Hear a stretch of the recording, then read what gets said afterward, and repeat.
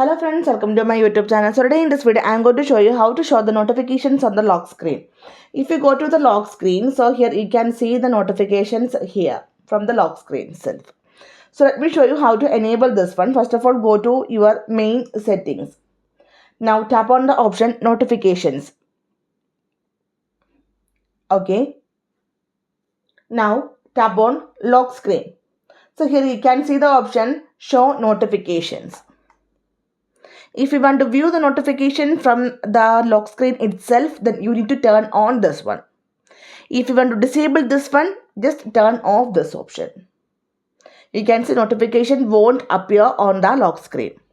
To show the notification on the lock screen, turn on this one.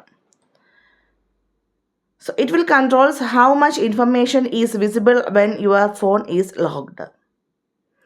So simply in this way we can show the notifications on the lock screen. So hope you guys enjoy this video. Thank you for watching. Thank you. Bye bye.